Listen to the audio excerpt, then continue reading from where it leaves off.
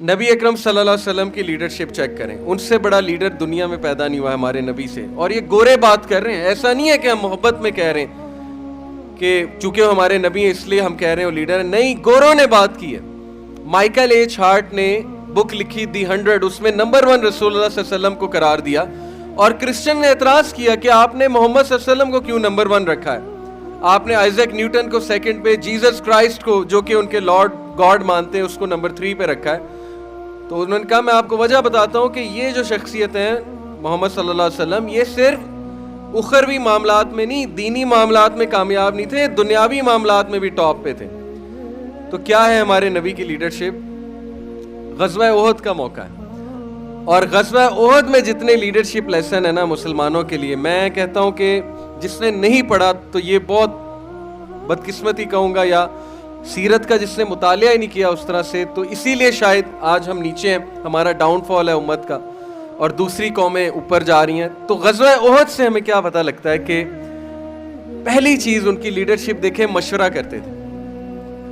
صحابہ کو بلایا، کہا کہ مدینہ میں رہیں یا مدینہ سے باہر جا کے لڑیں، کیونکہ انہیں پتا تھا قریش تو آ رہا ہے. بدر کا انہیں بڑا وہ تھا، ملال تھا قریش کو، تو بدلہ لینے آ رہے تھے.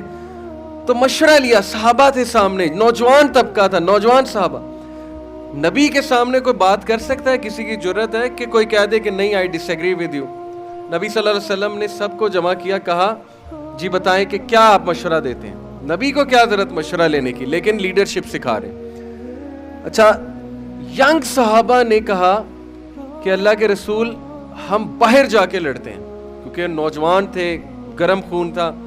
انہوں نے کہا کہ ہم رسول اللہ صلی اللہ علیہ وسلم کی رائے یہ تھی کہ مدینہ میں رہتے ہیں. کیوں؟ کیونکہ مدینہ نیچرلی 3 سائڈ سے پروٹیکٹڈ ہے، اور چوتھی جو سائڈ ہے وہاں پر کھجور کے درخت ہیں، تو وہ ویسے ہی انہوں نے پروٹیکٹ کر لینا تھا. تو نبی اکرم صلی اللہ علیہ وسلم کی رائے تھی کہ ہم مدینہ میں ہی رہیں، اور جو ایلڈر صحابہ تھے ایکسپیرینس، ان کی بھی یہی رائے تھی. لیکن وہ جو نوجوان طبقہ تھا وہ زیادہ تھا، ان کی رائے حاوی ہو گئی وہاں پہ. انہوں نے کہا کہ نہیں ہم نے جانا ہے، کیونکہ ظاہر ہے اب نبی صلی اللہ علیہ وسلم نے اس لیے ان کی بات مانی کیونکہ ان کو بہت غصہ تھا ینگ صحابہ کو. ظاہر ہے ان کے ماں باپ جو ہے ان کو مارا گیا تھا مکہ میں، تو وہ کہتے تھے کہ نہیں ہم نے باہر جا کے لڑنا ہے. آپ سوچیں اللہ کے نبی صلی اللہ علیہ وسلم اندر گئے، اور حضرت حمزہ بن عبد المطلب جو اتنے جلیل القدر صحابی، نبی اکرم صلی اللہ علیہ وسلم کے چچا، وہ اتنا ڈانٹا انہوں نے ینگ صحابہ کو. بالکل صحیح واقعہ ہے سیرت کی کتاب میں. انہوں نے کہا کہ ہاؤ ڈیئر یو، تمہیں شرم نہیں آتی؟ نبی سے ڈس ایگری کر رہے ہو، نبی کو کہہ رہے ہو، جبکہ نبی نے اپنی رائے بتا دی کہ ہم اندر لڑتے ہیں، مدینہ میں رہ کر مدینہ کو ڈیفینڈ کرتے ہیں. تو وہ بڑے امبیرس ہوئے. ظاہر ہے کہ وہ ایک دم انہوں نے کہا کہ ہاں یہ تو ہم سے بڑی خطا ہو گئی، لیکن انہوں نے کہا ہم نبی نے پوچھا تھا تو ہم نے اپنی رائے دے دی. تو پھر حضرت حمزہ بن عبد المطلب اندر گئے ان کے خیمے میں نبی اکرم صلی اللہ علیہ وسلم کے، اور کہا کہ یا رسول اللہ ہم سے کوتاہی ہو گئی ہے، جیسے آپ کہتے ہیں ہم ایسے کریں گے.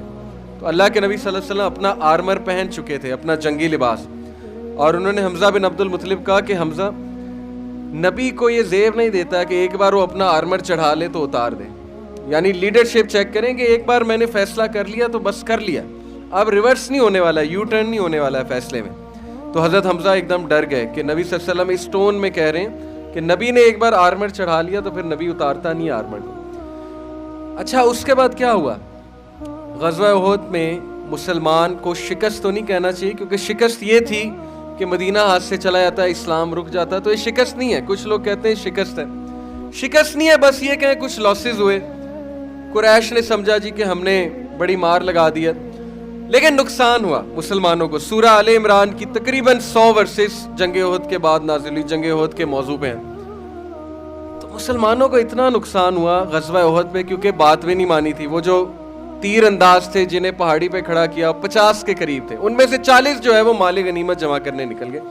بشری ایک وہ ظاہر کمزوری تھی. صحابہ تھے وہ بھی رضی اللہ عنہم ورضوا عنہ، اللہ ان سے راضی ہے، ہم کوئی نہیں ہوتے ان کی غلطیاں پکڑنے والے، لیکن بس ایک بشری تقاضا تھا، غلطی ہو گئی. اتنا نقصان ہوا کہ نبی اکرم صلی اللہ علیہ وسلم کو 3 جگہ چوٹ لگی. ہمارے نبی کو ایک دندان مبارک شہید ہوئے، ایک ہمارے نبی کے گال مبارک کے اندر ہیلمٹ کھپ گیا، اب اندازہ لگائیں کتنی بڑی چوٹ ہے. ایک ہمارے نبی کے ہیڈ انجری ہوئی بڑی زبردست قسم کی. 3 زبردست چوٹیں آئیں ہمارے نبی کو. اب غزوہ احد کے بعد کیا کہا نبی صلی اللہ علیہ وسلم نے؟ نعوذ باللہ یہ کہا کہ صحابہ کا قصور ہے. میں نہ کہتا تھا کہ مدینہ میں جو ہے وہ ہونا چاہیے. کوئی ایک بیان نہیں ملتا کسی صحابی کا, کسی سینئر صحابی کا یا نبی صلی اللہ علیہ وسلم کا کہ ینگ صحابہ کو بلیم کر دیا کہ تمہاری وجہ سے مار کھانی پڑی. کوئی ایک بیان نہیں ملتا.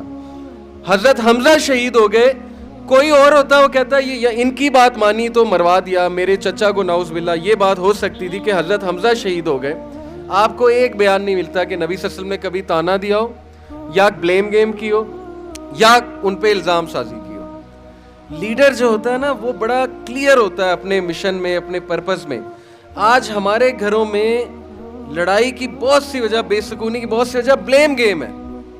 ہم بلیم گیم کرتے ہیں, اس کا قصور ہے, اس کا قصور ہے, ماں باپ کا قصور ہے, بھائی کا قصور ہے, بہن کا قصور ہے, اس نے مجھے برباد کر دیا, اس نے یہ کر دیا.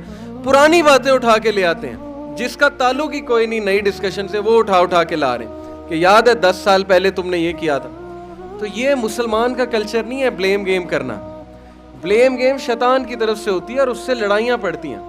کیا فائدہ بلیم گیم کرنے سے؟ بھائی ایک مسئلہ ہو گیا ہے, ایک ڈیسیجن لے لیا, چلو وہ ڈیسیجن سے کوئی لاسز آ گئے, لیکن اللہ کی مرضی, بات ختم. مسلمان تو اللہ کی مرضی پہ جو ہے وہ اکتفا کرتا ہے کہ بس ٹھیک ہے اللہ کی کوئی مرضی تھی, اس میں لاس ہو گیا, اس میں بھی کوئی اللہ کی مرضی تھی. اس لیے لیڈر جو ہے نا وہ بلیم گیم نہیں کرتا. یہ بہت ضروری میرا پوائنٹ ہے.